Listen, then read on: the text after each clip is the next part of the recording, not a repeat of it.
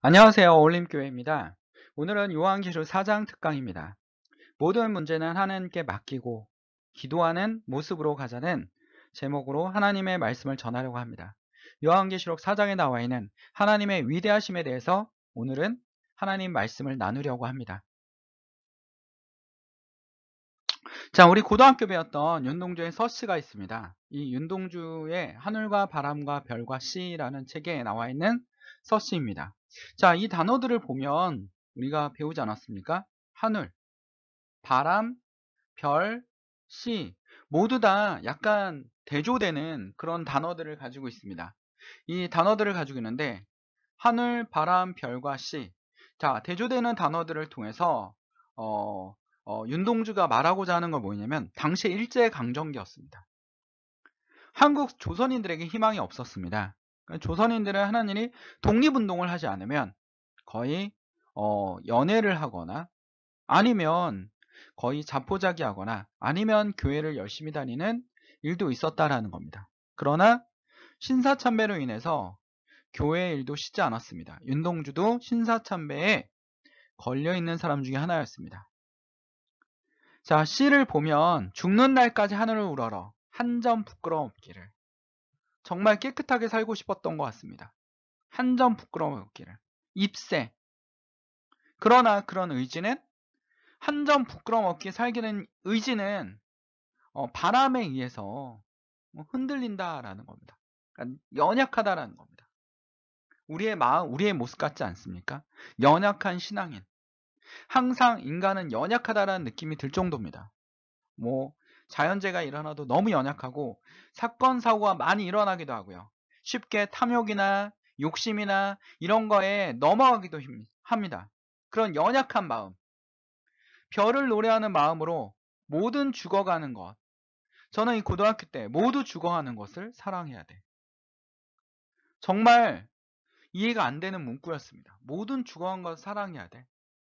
죽어가는 것. 일제강점기 억압으로 인해서 독립의 꿈을 이뤄가는 그것을 사랑해야 돼. 사랑은 소망 같은 걸 얘기하는 겁니다. 소망을 사랑이라고 얘기하고 있습니다. 그리고 나에게 주어진 길을 걸어가야겠다. 오늘 밤에도 오늘 밤은 일제강점기입니다. 희망이 보이지 않습니다. 그 희망은 뭐였습니까? 별이었습니다. 그러나 바람에 스치운다라는 겁니다. 바람에 의해서, 억압에 의해서 또 소망이 흔들리고 있다라는 겁니다. 자, 고등학교 배웠던 내용으로 한번 해석을 해봤습니다. 여기에 나와 있는 시처럼 당시에 초대교회도 오늘 요한계시록 3장에 있는 초대교회에서도 모든 믿는 사람들이 흔들리고 있었다라는 겁니다. 이때 황제가 누굽니까? 도미티아누스 황제.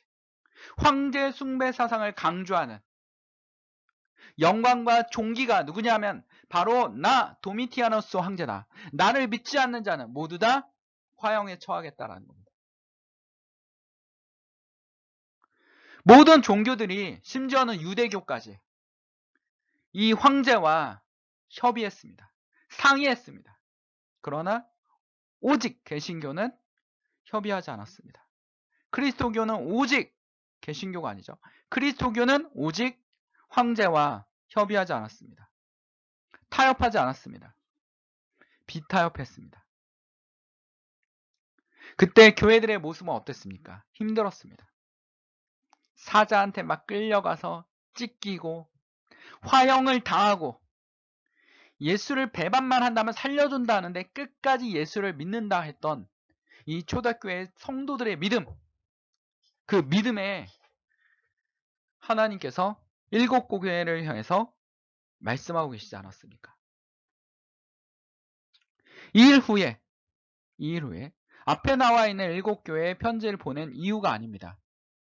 2일 후라는 것은 여기서 뭘 얘기합니까? 다음에 설명할 것은 이라고 번역하는 게 가장 좋습니다.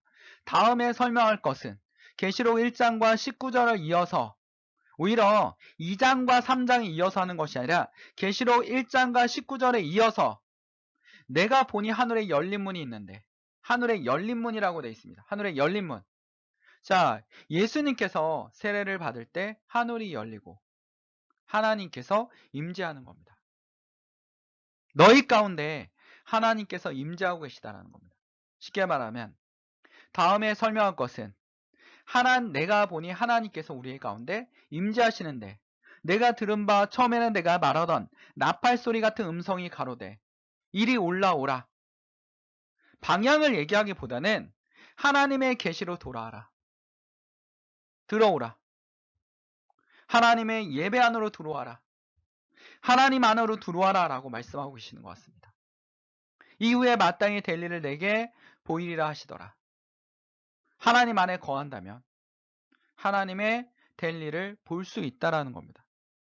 2절에 보면 내가 성령이 감동하였더니 보라 하늘의 보좌를 베풀고 그 보좌 위에 앉으신 이가 있는데 라고 합니다. 자, 여러분 여기서 보좌는 뭡니까? 보좌는 권위와 능력, 권력을 상징합니다. 실제적인 보좌는 도미니아누스 황제가 아니라 바로 하나님 예수 그리스도라는 겁니다.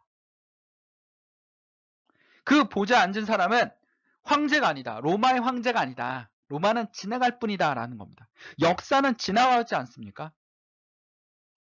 앞에서도 우리 독립운동가들이 굉장히 힘들어했습니다. 독립이 될 것이냐 말 것이냐. 몇몇은 타협을 외치기 시작했습니다. 일제히 정치를 인정하자. 독립이 되겠느냐 하면서 인정하고 있었던 사람들도 있었습니다. 그러나 시대가 어떻게 됐습니까? 지나가고 독립이 이루어지고 이렇게 대한민국이 발전하지 않았습니까? 앉으신 이의 모양이 벽옥과 홍보석 같다. 벽옥. 푸른색을 뜨는데 거룩함과 정결함의 상징이라고 신학자들이 얘기하고 있습니다. 홍보석은 붉은색을 상징하는데 공의로운 것이다. 그럼 다시 한번 해석해보면 앉으신 이의 모양이 거룩하고 정결하고 공의로움과 같다. 또 무지개. 노아의 홍수 때 무지개는 하나님의 약속이었습니다. 희망이었습니다. 사랑이었습니다. 다시는 물로 멸망시키지 않을 것이다 라는 우리에게 희망을 주셨던 것입니다. 그러면 요한계시록 4장은 뭡니까? 우리가 하나님께서 하늘문을 열어주시고 하늘로 올라와라 라는 게 아니라 나의 계시로 들어와라 라고 말씀하고 계십니다. 진정한 황제는 누구다? 예수 그리스도시다. 하나님이다. 성령님이다 라고 얘기하고 계십니다. 그는 어떤 분이십니까? 거룩하고 정결하고 공의로우며 우리에게 희망의 메시지를 던져주시는 그런 분이라고 말씀하고 계시는 겁니다. 자, 요즘에 굉장히 힘듭니다. 여러 사회 문제가 있습니다. 사람들이 만들어낸 자본주의는 흔들리기 시작합니다. 그 전에 인간의 평등을 외쳤던 사회주의는 이미 무너져 갔습니다. 심지어는 사회주의는 독재와 연합을 해가지고 독재주의 플러스 사회주의가 됐습니다. 그러나 자본주의는 우리를 행복하게 할 줄 알았더니 엄청난 빈부격차와 끝없는 경쟁, 스트레스, 이권에 의한 다툼, 폭력 이런 걸 만들어내고 있습니다. 인간이 만든 것은 완벽하지 않다라는 겁니다. 그거에 대해서 하나님께서 말씀하고 계십니다. 그 가운데 우리는 많은 걱정을 하고 있습니다. 그 걱정을 우리가 할 필요가 없는 것이 바로 우리 안에 누가 계십니까? 하나님께서 계십니다. 하늘문을 열고 우리를 올라오라 하십니다. 계시를 받아들이라 하십니다. 그 계시가 뭡니까?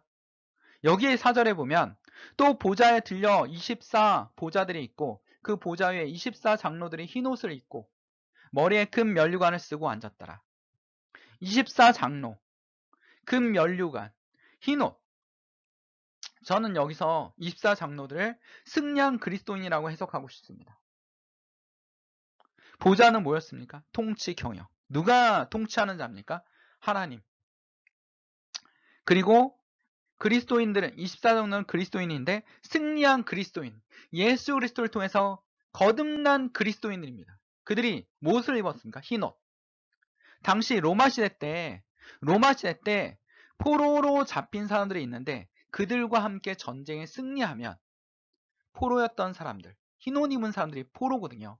흰 옷을 입었던 포로들이 자유를 얻었습니다. 즉 여기서 흰 옷은 뭘 상징합니까? 예수를 통해서 자유함을 얻은, 예수를 통해서 자유함을 얻은 승리하신 그리스도인들, 그들에게 뭘 주는 겁니까?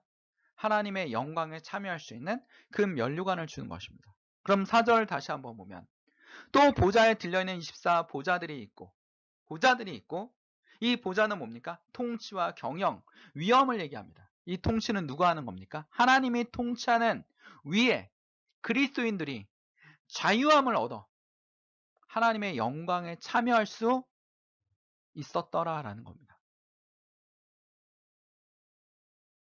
그 보좌로부터 번개의 음성과 뇌성이 나고 보좌 앞에 7 등불 켠 것이 있으니 이는 하나님의 7 영이다. 7 영. 이 영은 뭘 얘기합니까? 성령을 얘기합니다. 하나님 보좌 앞에 누가 계십니까? 성령이 계십니다. 그리고 보좌 앞에 수정 같은 유리바다가 펼쳐져 있습니다. 이 유리바다는 바다가 유리바다는 건 뭡니까? 정말 깨끗하다라는 거 아닙니까? 정말 깨끗한 바다가 펼쳐져 있는데 그 깨끗함과 정결함, 하나님은 거룩하고 너무나 깨끗합니다. 그 깨끗한 곳에 우리는 갈 수 없지만 누구를 통해서? 예수 그리스도를 통해서 하나님 앞에 다가갈 수 있게 되었던 겁니다. 그 보좌 위에 네 생물이 있는데 눈이 가득하더라. 눈이 가득하다는 건 통찰력이 뛰어난 하나님의 피조물들이 있더라는 겁니다. 하나님의 거룩함 앞에 통찰력이 가득한 네 피조물이 있습니다. 자, 성령이 친히 우리의 영과 더불어 우리가 하나님의 자녀인 것을 증언하시나니 자녀이면 또한 상속자 곧 하나님의 상속자요 그리스도와 함께한 상속자니 우리가 그와 함께 영광을 받게 고난도 함께 받아야 할 것이라. 로마서 8장 16절에서 18절입니다. 우린 누구의 자녀입니까? 하나님의 자녀. 그리스도와 함께 한 상속자니 우리가 그와 영광을 받기 위해 고난도 함께 받을 것이다. 우리는 하나님의 상속자입니다. 그리스도와 함께하는 상속자입니다. 우리는 하나님의 자녀인 것을 인치셨습니다. 그래서 우리는 그리스도인으로서 하나님의 영광에 참여할 수 있게 되었던 것입니다. 걱정이 많습니까? 어두움이 많습니까? 이 모든 것을 하나님께 내려놓고 기도하십시오. 기도를 통해서 해결하는 방법을 찾을 수 있습니다. 우리에게는 알지 못하는, 믿지 않는 사람들이 알지 못하는 거대하고 위대하고 어마어마한 통치자가 우리 곁에 있습니다. 라고 하나님은 말씀하고 계십니다. 그 첫째 생물은 사자 같고, 자, 사자는 전능을 상징합니다. 유대인들에게. 그 둘째 생물은 송아지 같고 섬김과 희생을 강조합니다. 셋째 생물은 재와 같습니다. 그 넷째 생물은 독수리, 비상하며 올라가는 독수리와 같습니다. 하늘의 세계에서 네 생물의 특징은 전능하고 섬김과 희생의 모습이 있고 지혜와 그 다음에 비상에 올라가는 모습이 있습니다. 라고 얘기합니다. 네 생물은 각각 6날개가 있는데 이사야 6장 2절을 보면 두 날개는 어떡합니까? 눈을 가리고, 자, 두 날개는 눈을 가리고 겸손을 얘기하고 있고 두 날개는 다리를 가립니다. 순종을 얘기하고 있고 그리고 두 날개는 계속 날아다닙니다. 활동을 하고 있다는 겁니다. 하나님은 우리를 위해서 열심히 움직이고 계시다라는 겁니다. 그 안에 주의 눈이 가득하더라. 통찰력을 얘기하지 않습니까? 아까 얘기했듯이 이들은 눈이 가득하여 통찰력이 있었습니다. 자, 지운 것 같이 보이네요. 통찰력이 있더라. 밤낮 쉬지 않게 이르기를 거룩하다 거룩하다 거룩하다. 왜 3번을 얘기했을까요? 유대인들은 2번을 얘기하면 강조를 뜻합니다. 근데 3번을 얘기하면 최상급입니다. The best가 되는 겁니다. The best. 거룩하다 거룩하다 거룩하다. 유대인들에게 완벽한 최상급입니다. 이사야 6장 3절에도 나와 있습니다.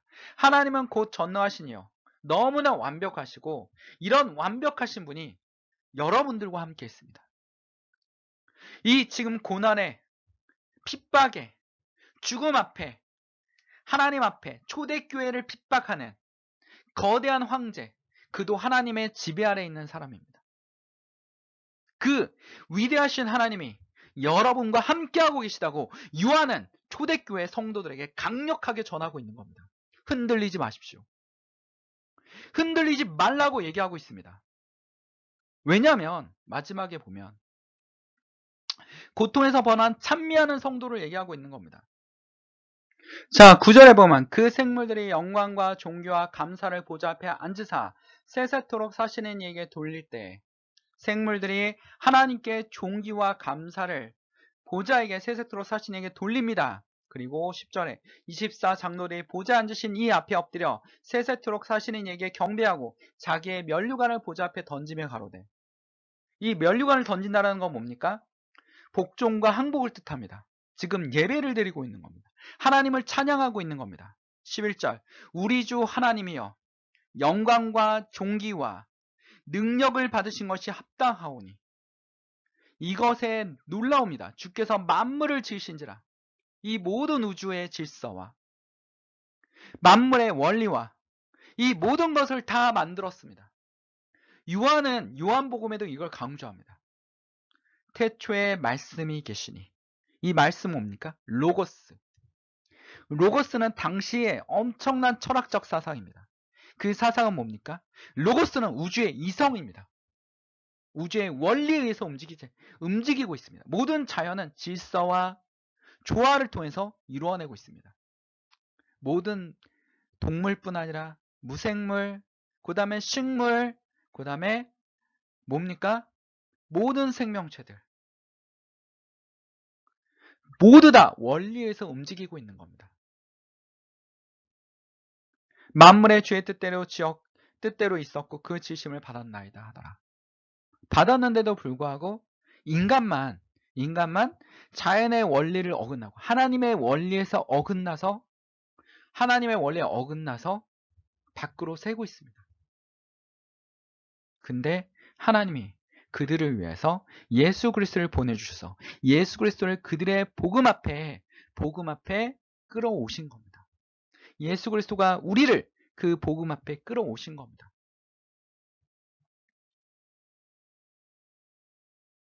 고난을 이겨낸 예배하는 성도의 모습을 얘기하고 있습니다. 서울 아파트 전세가 66제 상승하고 당분간 시장이 불안합니다. 집 주식의 B2, 마이너스 통장의 40%는 2030이 썼다. 또 비습 꽂는 1번, 한국 특허 상대 입단 이의 신청. 순방 일정 재공지한 폼페이오, 1번만 방문. 한 몽골 일정 없어. 기사들을 볼 때마다 뭘 느낍니까? 흔들리는 자본주의. 흔들리는 무서운 사회. 거기다가 아군도 없고 적군도 없는 세계. 외교, 정치. 이 모든 것들이 우리를 불안하게 할 수도 있습니다.